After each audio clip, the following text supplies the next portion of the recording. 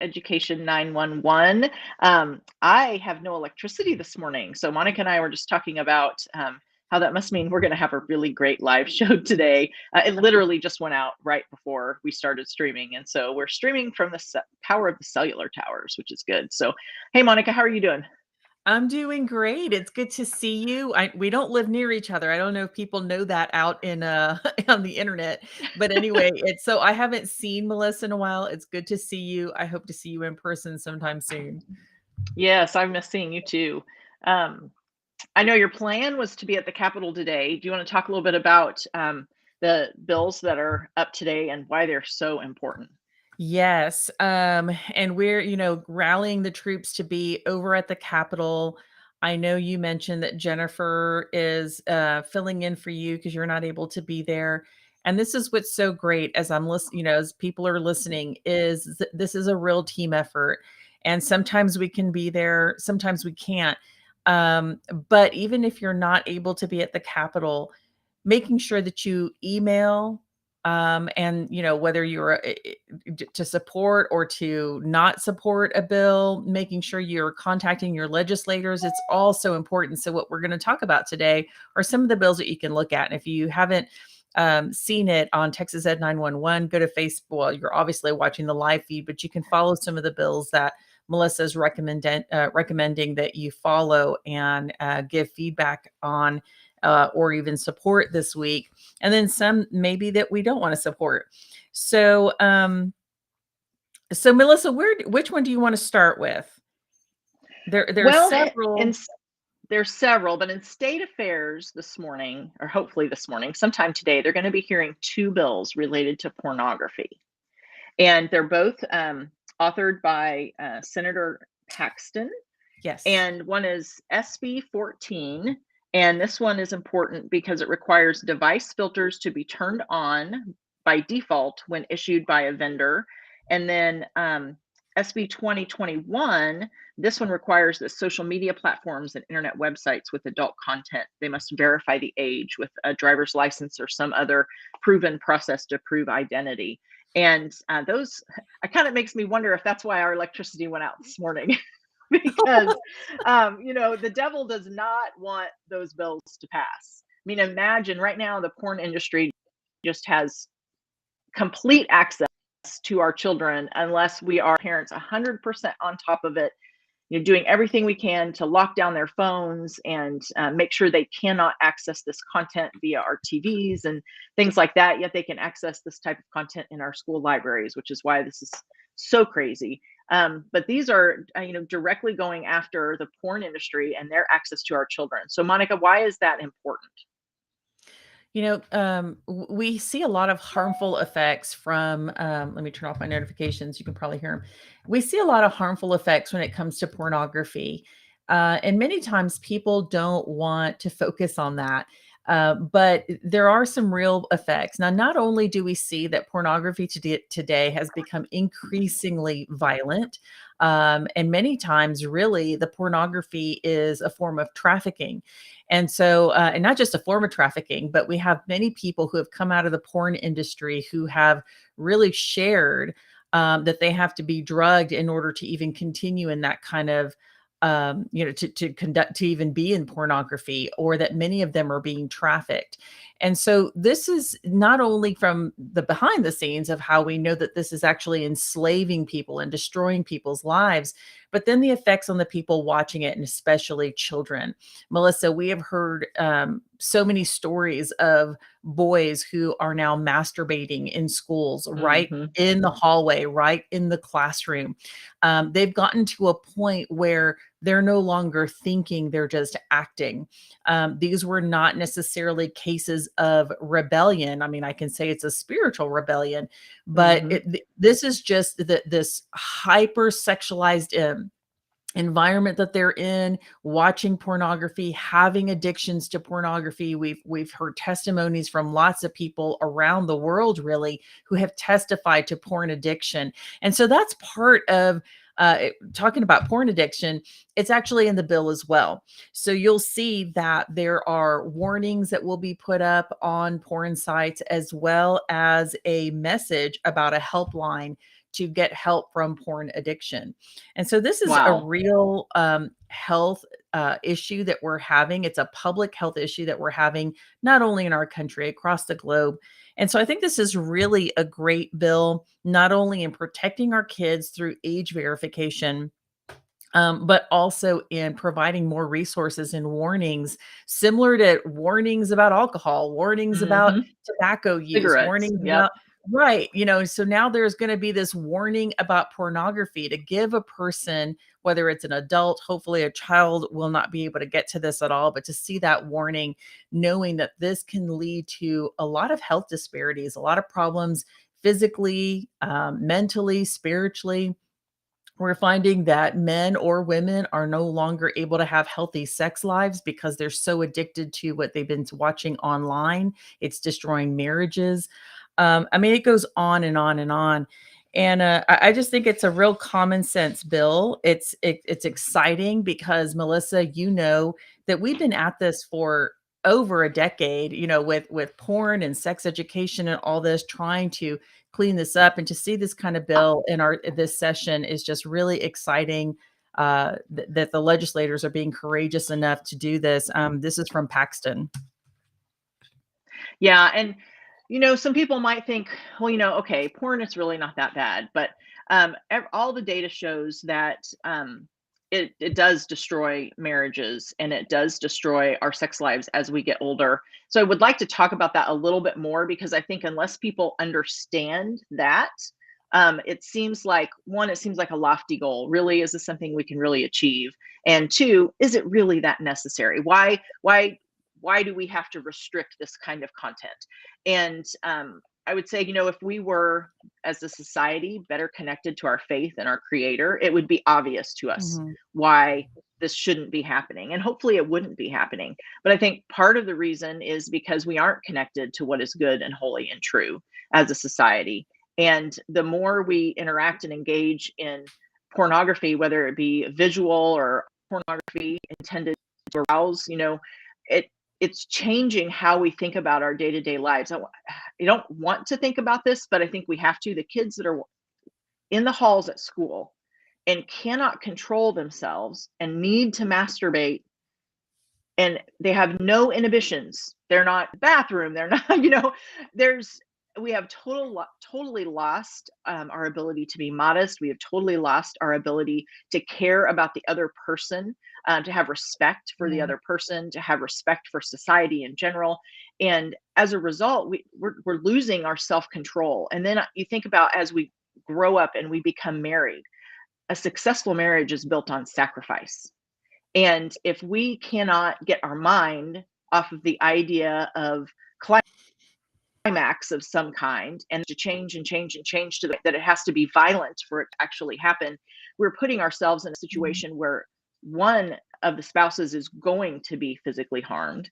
And if they're not physically harmed, the entire marriage is emotionally harmed and spiritually harmed, because the world has entered into the bedroom of what is supposed to be a private situation.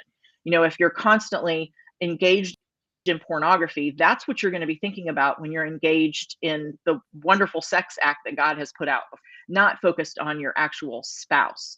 And in that kind of a situation, women especially become more like blow up dolls than anything else. And I think even these days, the way that women are portrayed on TV, that their sex life is so important and it defines who they are. I think a lot of married women are struggling with that as well. They're looking for some kind of perfect romance to initiate what's happening in the bedroom. And I also read not very long ago that when you talk about not being able to have a normal sex life as they get older, I've heard that Mhm. these testosterone clinics that are popping up everywhere aren't just because people want to beef up, but ultimately it's because very young men in their 20s actually are not able to get an erection and that's why they can't, part of why they can't have a normal sex life.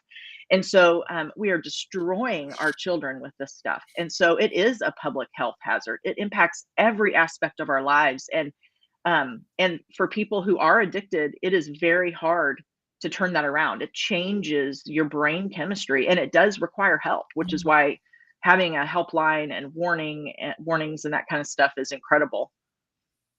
Well, and Melissa, many people think that this is just an issue with mostly men, but there's, the growing population of women who are addicted to pornography is a reality today.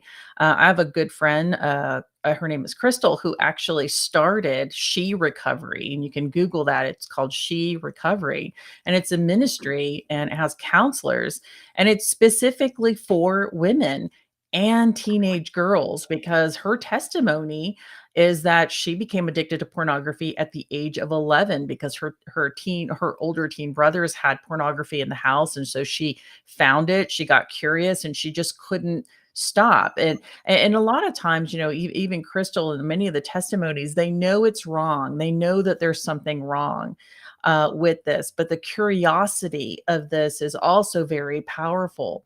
And then it becomes, a secret, and then you just keep seeking it out.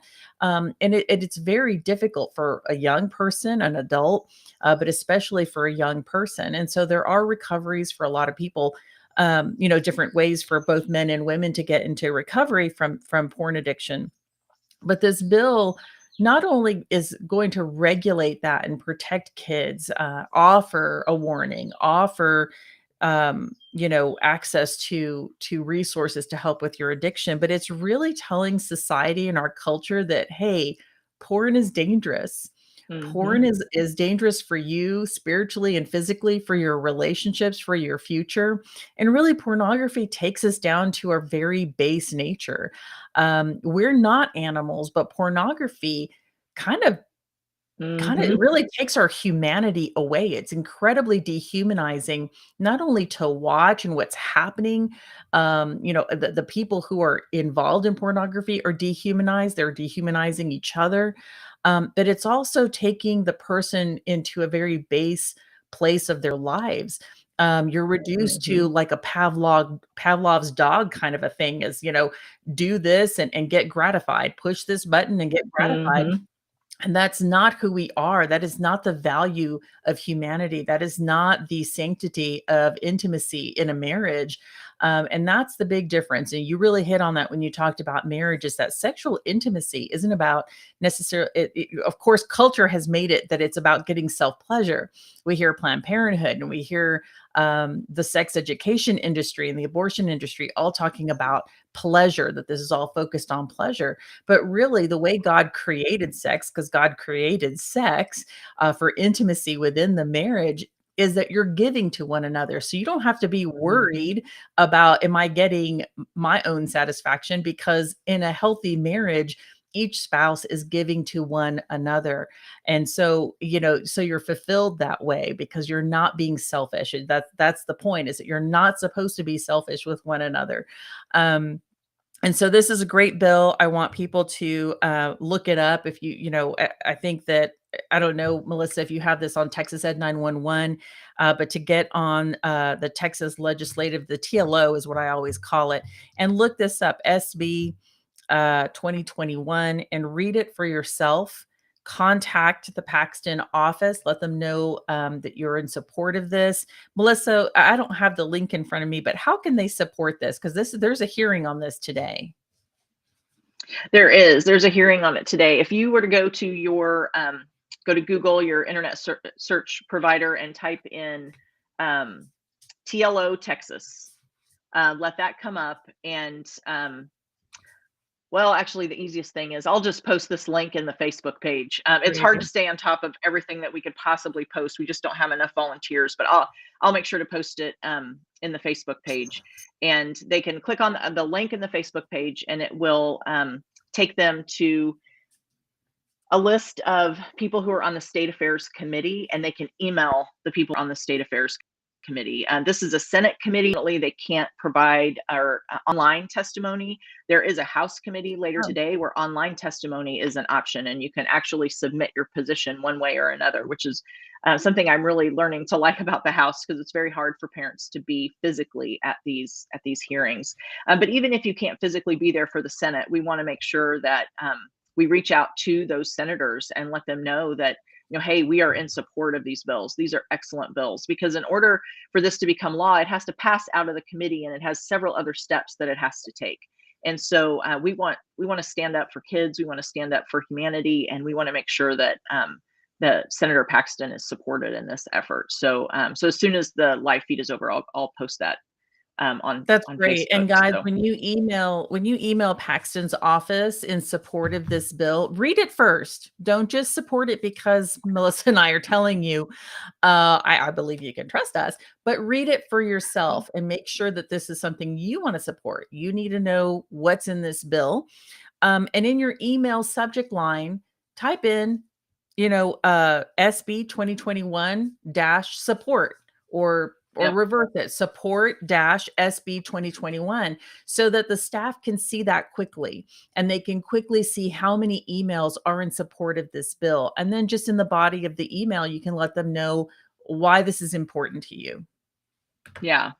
There's another real important bill in that same committee today, which is SJR 70, which is actually a constitutional amendment, an amendment to the Texas Constitution offered by Senator Brian Hughes out of East Texas. He's actually my senator. And basically, this would put in our Constitution the fundamental inalienable rights that we receive by God, and protect those rights. The courts have stated that they are protected, but the reality is our school districts are struggling with that. A lot of our state entities are struggling with that. And who knows what the situation is in the federal government. They could literally come out tomorrow with some kind of rule and try to enforce that parents are no longer parents. And so to the extent we have that kind of protection in the Texas Constitution, it only protects us even more. And so we are in support of that bill. We are asking, if possible, that they list mental health. They have several other things listed as included, which does not necessarily mean that they're the only things included, but our school districts are really struggling to differentiate between mental health and medical care. They are considering mental health outside of medical care, which seems crazy to us average people, but we want to make sure that it's very clear that mental health is covered, because that is a huge problem we're having in our schools right now. And so there's those three really great bills in that chamber this morning. And then there's also this afternoon, youth health and safety in the House. And this has been a struggle for us with Texas Ed 911 and just, I think, parents in general, because this particular committee is focused on the safety of our children in schools. Well, the problem with that is that they have bought into the idea in general that more mental health is the answer. And we don't believe that to be the case at all. We have seen our children just become shells of themselves because they have totally lost their self-confidence. They go to school and all that is talked to them about is, do you feel safe? Are you depressed? Are you suicidal? Let's talk about sex. I mean, everything other than what they're actually supposed to be doing at school. And if they had confidence that they could do their math, confidence they could do English, if they felt connected with their school and were engaged in activities and spending time together rather than actually just focused on a computer all day long, they would actually have the self-worth that they should be building.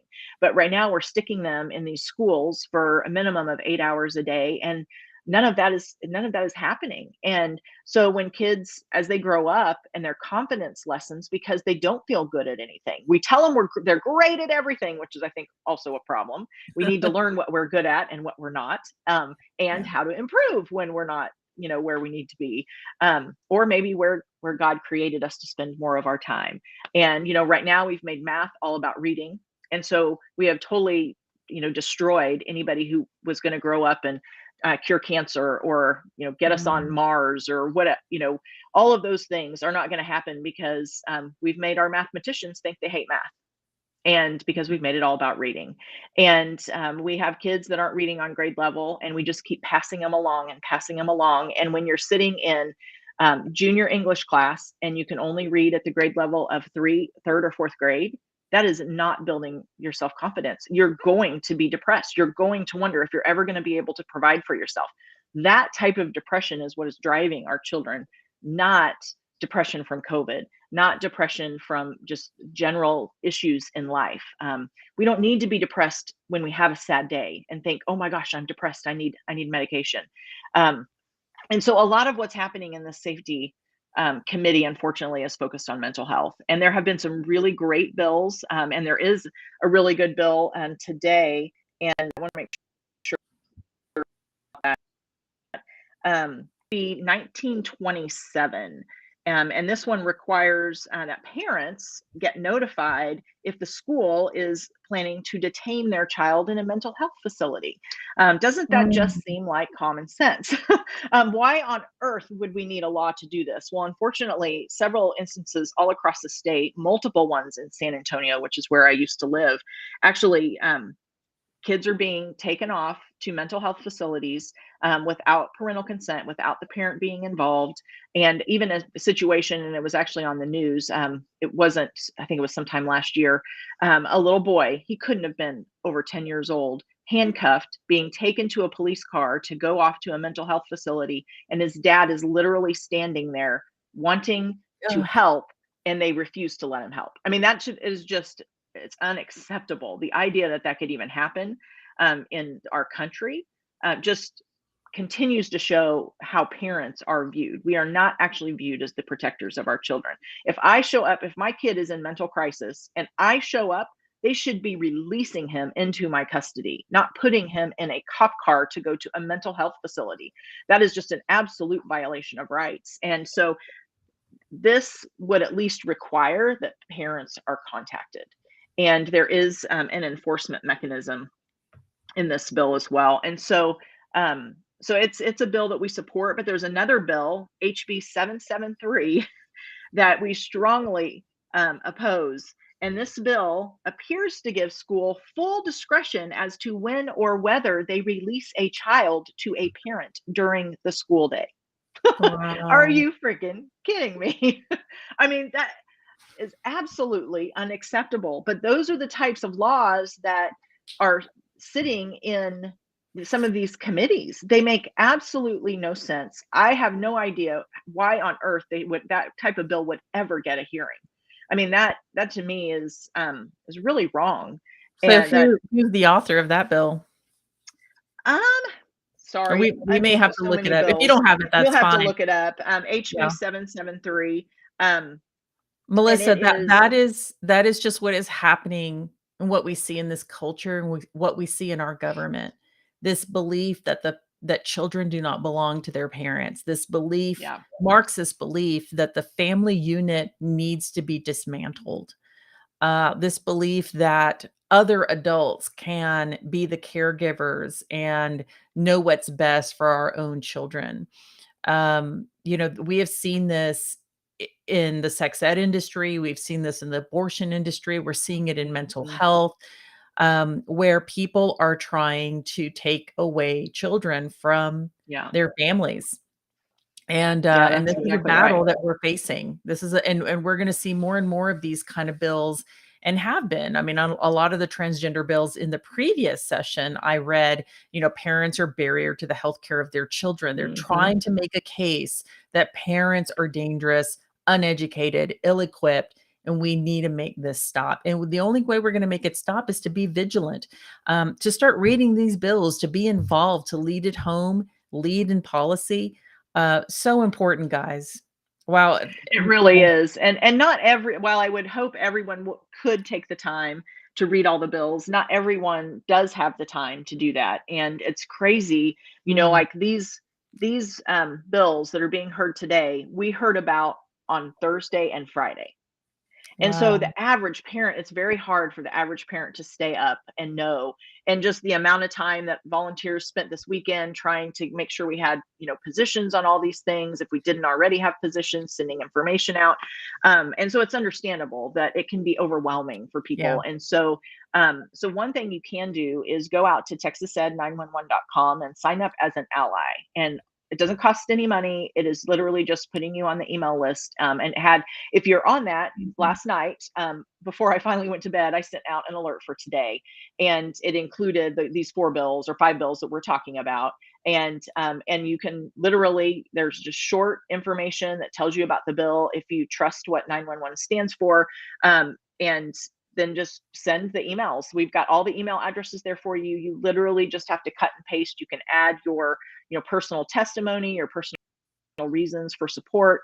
But we want to make sure that we make it as easy for you to be as involved as you can be. If you don't have the time to read the bills, go to the Capitol, and that's, I think, one of the best ways that the average person that might not have the extra time or the ability at the moment. Maybe they have super little kids or, lots of life happening. You can oftentimes send an email, and then we even leave the phone numbers, because if you have time to make a phone call, one or two, even if you can't contact everybody, and let them know. Our understanding is phones ringing off the hook really matter. They don't like it when the phones are ringing off the hook. And so that tells them that there's a problem. And so in this situation, you could call and you could give some great praise reports and, throw up a huge warning sign on HB 773. So Yeah. And guys, I love what Melissa just said, that a lot of times these offices don't like to hear the phone ringing off the hook. Um, it's a good sign when that's happening. And it's a yep. good sign when I think it's all about perspective. I know one year I sent out emails or a campaign for all of Texas to communicate with the State Board of Education about our health Mm-hmm. teams. And they were very angry and were begging whoever was doing this to please stop. But guys, if you're blowing up the phones and if you're blowing up their emails, that means the families of Texas are actually engaged and active Exactly. in policy making, in their lives of their children and how their children are affected in school or in the health industry. That is, so it's all about perspective. And Yep. so it's great, instead of these staff people thinking, oh no, I wish people would stop calling. It should be like, oh, this is amazing. Texas families are engaged and active and they Exactly. care. So I'm real proud of you guys for doing that. Quick question, Melissa, because I'm just so blown away by what Hughes did in Texas Constitution. Is that part of your email? Is It that in the is. Yep. email? Okay, Hmm. awesome. I'll look it up then. Yeah, I hadn't it heard about that is. one, so I'm excited to read it. Yeah, it didn't get as much attention for today because of the porn bills that were up, but it is equally as important because of what it does, and it does have a companion in the House as well, and I believe it's moving along. So the last thing I wanted to say, kind of to just reiterate what you just said, but remind people why does it matter if the phones are ringing for decades. We, as the Yeah, family, have been busy raising our family and ignorantly trusted that the yeah, process in Austin was going to take care of protecting our children and our parental rights. And what we found is, just like within our schools, the people who make money off of our children, the bureaucrats who run our education system, they're after power, they're after control, they're after profit based off of our children. And right now, and for the last several decades, they have been screaming without even having to scream. They're constantly present. They have employees that walk the halls of the Capitol pushing their agenda. And that's what we're up against. And so if they're not hearing from us, they're just going to listen to the people who are in their office. And it saddens me to say that, because that's not why I elected my elected officials. I elected them yeah, to represent me. I shouldn't have to be on top of them, reminding them what I put them in office to do. But unfortunately, that we live in, and it is human nature. The person who's constantly at your door providing you information 24/7, year after year after year, they have your ear, right? We tend to be and act like the people we spend the most time with.